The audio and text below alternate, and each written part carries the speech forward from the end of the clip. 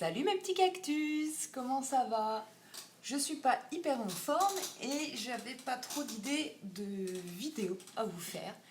Et là, j'ai réfléchi et je me suis dit qu'en fait, j'avais une manie qui pouvait être intéressante et surtout savoir comment vous faisiez. Lorsqu'on a une idée, etc., j'imagine que tout le monde prend des notes. Et donc comment comment je prends des notes? En fait, la vidéo c'est ça. Comment je prends mes notes? Parce que j'ai énormément d'idées, que ce soit pour des projets, etc. Donc c'est vrai qu'en fait on me demande aussi comment je m'organise et comment je prends des notes. Donc du coup je vais tout vous révéler et en vrai c'est un putain de bordel. C'est pour ça que vous êtes dans mon bureau parce que c'est là aussi l'endroit où je prends le plus de notes. Donc dans un premier temps j'ai comme tout le monde j'imagine une application pour prendre des notes sur mon téléphone. Ça va m'être utile pour des notes sur le long terme, autant professionnel que pas du tout. Je vais avoir une dizaine de dossiers dedans avec chacun, voilà, par exemple il y en a un c'est des idées pour des vidéos YouTube, il y en a un autre ça va être d'autres idées, etc. Et aussi d'autres choses qu'il faut que je me souvienne, par exemple vous savez, on a tous un petit peu parfois des mauvaises pensées ou quoi, où on se dit j'ai pris la mauvaise décision, ben ça peut être utile d'avoir une note de pourquoi on a pris cette décision, etc. Et du coup, je peux revenir dessus depuis mon portable. Donc c'est plus des notes que je vais pas voir tous les jours, je n'ai pas besoin d'en voir tous les jours. Je les utilise quand je suis pas chez moi à mon bureau. Pour certaines, et pour d'autres c'est soit pour y aller piocher des idées parce que du coup il y a toute une liste d'idées, soit pour me souvenir de choses. Après, j'ai d'autres systèmes de notation. J'utilise beaucoup, beaucoup, beaucoup de post-it. Tadam! Donc, à mon bureau, vous avez dans un premier temps les post-it qui sont accrochés sur ma vitre. Et ça, depuis toujours, j'accroche des post-it sur ma vitre. Donc, en plus, il y a tout un code, parce que j'ai 3 types de post-it. Alors là, vous voyez pas avec le contre-jour. Mais en gros, j'ai des post-it roses, des post-it jaunes, et des post-it dits funky, mignons, kawaii. C'est important pour moi d'avoir des post-it un peu sympas aussi parce que justement j'en utilise beaucoup, donc c'est important pour moi qu'il y ait des post-it mignons. Les post-it que je vais mettre sur ma vitre, ce sont des post-it de choses qu'il faut que je fasse ou que je me souvienne lorsque je vais faire quelque chose dans le moyen long terme. Dans le moyen long terme, par exemple, j'ai telle création qui va être... non, pas telle création, mais on va dire tel projet. Et surtout, pour ce projet, il ne faut pas que j'oublie ça, ça, ça et ça. Ça va être mis dedans. Ça va être mis tout là-dedans. Et en plus, ça me permet du coup aussi d'y retourner régulièrement, hein, de visu, etc. Pour me dire, ah oui, ça c'est le projet à moyen terme, à long terme, on va dire. Parce que à très long... Enfin, pas à très long terme, mais si c'est pas un projet qui va maintenant se faire, ça peut être dans mon portable, j'ai pas besoin d'y retourner tous les jours. Ça sera comme une idée qui va être piochée ou ce genre de choses.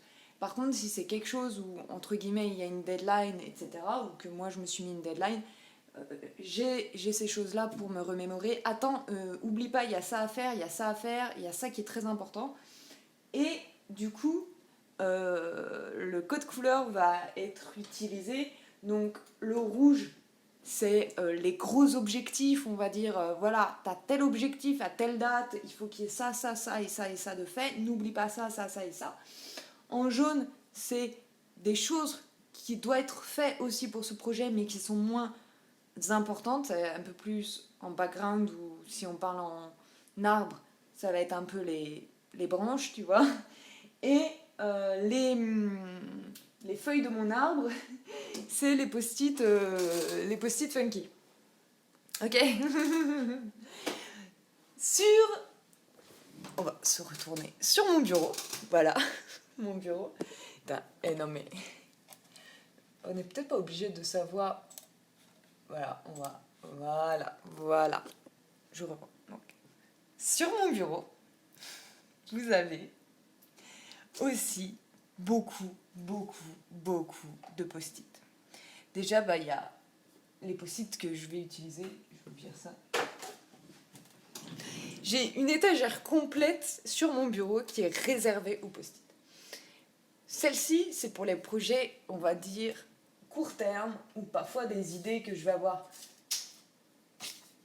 Et il y a aussi une sorte de code couleur qui se fait. Puisque, comme d'habitude, le rouge, c'est mon tronc principal. Donc, ça peut être des projets, des idées principales. Le jaune, c'est... Mais je l'ai fait inconsciemment, en plus, code couleur. Mais donc, du coup, le jaune, ça va être les branches. Là, actuellement, c'est des choses qui sont... Là, on est dans le présent. Ok, là-bas, c'était moyen terme, moyen long terme. Là, c'est le présent, ça va être sur mes projets actuels, où je vais avoir des choses que je dois faire maintenant. Ok. Et le rouge, ça peut être des idées qui me sont venues, etc. Mais dont je vais avoir besoin bientôt. Parce que de toute façon, c'est des post-it qui sont voués à disparaître très rapidement. D'où que je les accroche pas, ça sert à rien de les accrocher.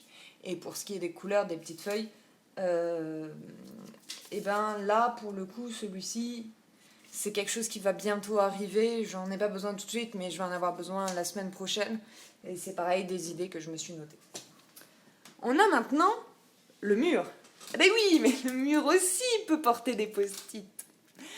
Le mur, ça va être les choses d'actualité toujours, mais par exemple dans un jour ou deux. Dans un jour ou deux, il faut que ça soit fait. Donc c'est pour ça que le mur est le moins rempli.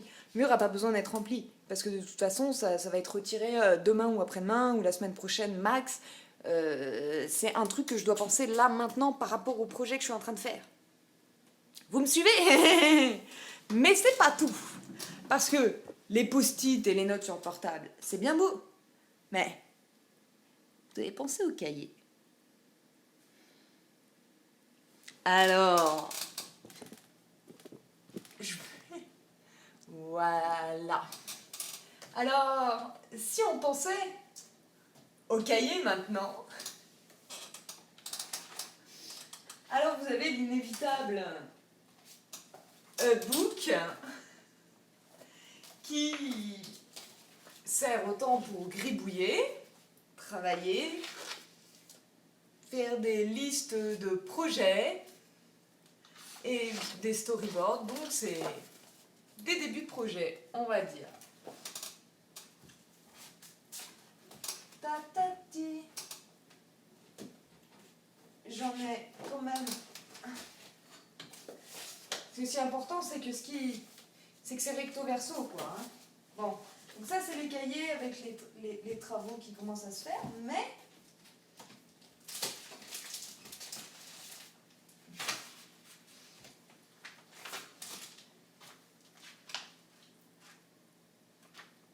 ça c'est autre chose. Ça.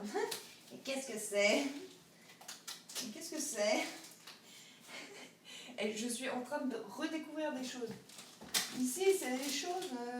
en fait, j'utilise ce qu'il y a dessus. Ce qu'il y a en dessous, non. Là-bas, normalement. Et j'ai encore un cahier. J'ai des radiographies. Putain. Mais qu'est-ce que c'est? Venez, on fait du tri ensemble. C'est le bordel. Ah. Voilà, après, on est... Ah bah voilà, si. Ici. Aussi. Voilà. Voilà. Voilà. en fait, mes anciennes notes, surtout en fait quand j'écris dans les cahiers, par exemple si je vais faire un storyboard, si je vais faire des dessins ou des choses qui vont me donner des idées pour des projets, et ben je vais pas les laisser dans les cahiers parce qu'en fait après je vais les perdre dans les pages, donc c'est pour ça que c'est important pour moi d'avoir des pages qui sont détachables comme ça, et ben je peux les mettre dans mes pochettes. Alors en fait voilà, c'est ça le secret, c'est que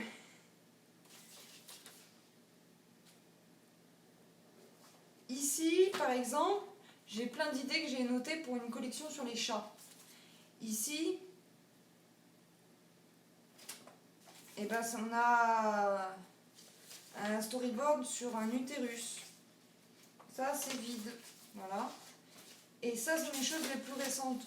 On va avoir, par exemple, pour tout ce qui est mes articles, là, que je vous fais tous les mois, et ben, on va avoir mes idées qui sont là.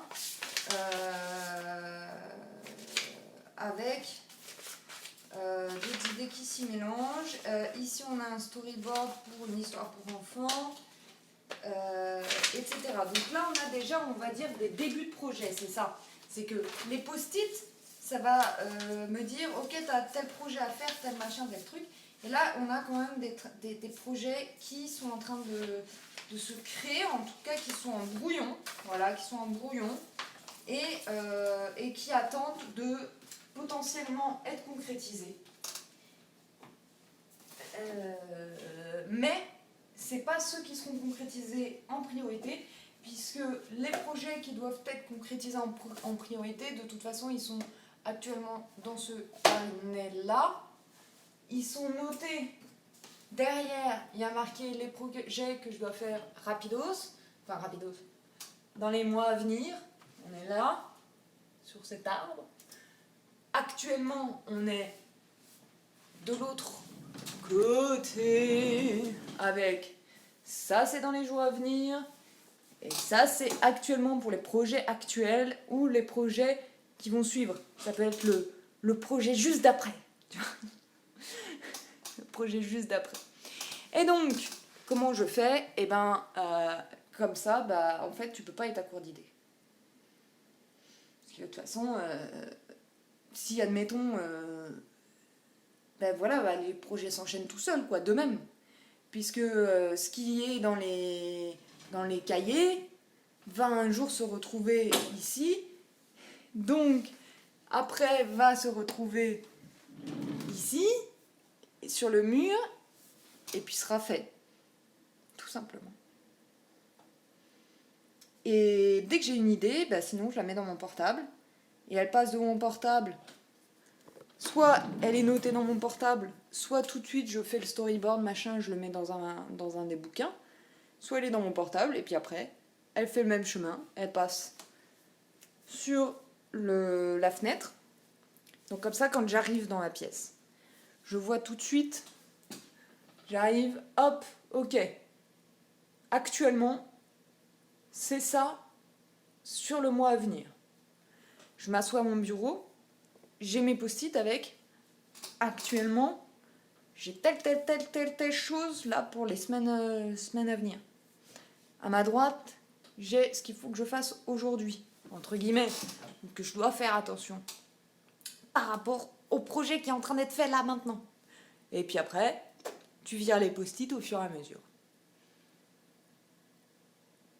Donc j'utilise beaucoup de post-it et ça n'est pas du tout écologique. Mais je réalise au moins en ce moment, allez, entre 80 et 90% des projets que je me mets, je les réalise.